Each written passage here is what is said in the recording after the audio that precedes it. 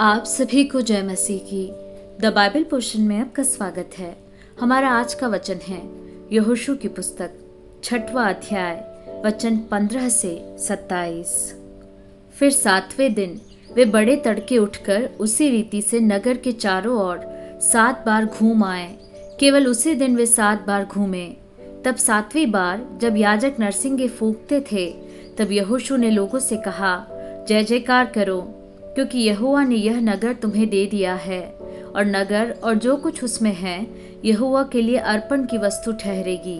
केवल राहाब वेश्या और जितने उसके घर में हों वे जीवित छोड़े जाएंगे, क्योंकि उसने हमारे भेजे हुए दूतों को छिपा रखा था।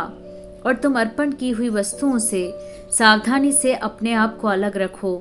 ऐसा न हो कि अर्पण की वस्तु ठहराकर बाद में उसी अर्पण की वस्तु में से कुछ ले लो, और इस प्रकार इस्राएली छावनी को भ्रष्ट करके उसे कष्ट में डाल दो। सब चांदी, सोना और जो पात्र पीतल और लोहे के हैं वे यहोवा के लिए पवित्र हैं और उसी के भंडार में रखे जाएंगे। तब लोगों ने जय जयकार किया और याजक नरसिंगे फूंकते रहे। और जब लोगों ने नरसिंगे का शब्द सुना तो फिर बड़ी ही ध्वनि से उन्होंने जय जयकार किया। तब शहरपनाह नींव से गिर पड़ी और लोग अपने अपने सामने से उस नगर में चढ़ गए और नगर को ले लिया। और क्या पुरुष, क्या स्त्री, क्या जवान, क्या बूढ़े, वरन बैल, भेड़ बकरी, गधे और जितने नगर में थे, उन सबों को उन्होंने अर्पण की वस्तु जानकर तलवार से मार डाला। तब यहोशू ने उन दोनों पुरुषों से जो उस देश का भेद लेने गए थे कहा, अपनी शपथ के अनुसार उस वैश्या के घर में जाकर उसको और जो उसके पास हो उन्हें भी निकाल ले आओ।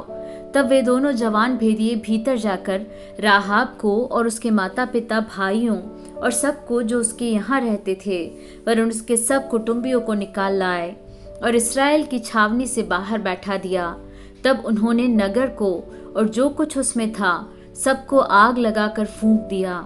केवल चांदी, सोना और जो पात्र पीतल और लोहे के थे उनको उन्होंने यहोवा के भवन के भंडार में रख दिया। और यहोशू ने राहाब वेश्या और उसके पिता के घराने को वरन उसके सब लोगों को जीवित छोड़ दिया। और आज तक उसका वंश इस्राएलियों के बीच में रहता है, क्योंकि जो दूत यहोशू ने यरीहो का भेद लेने को भेजे थे उनको उसने छिपा रखा था। फिर उसी समय यहोशू ने इस्राएलियों के सम्मुख शपथ रखी और कहा, जो मनुष्य उठकर इस नगर यरीहो को फिर से बनाए वह यहोवा की ओर से शापित हो।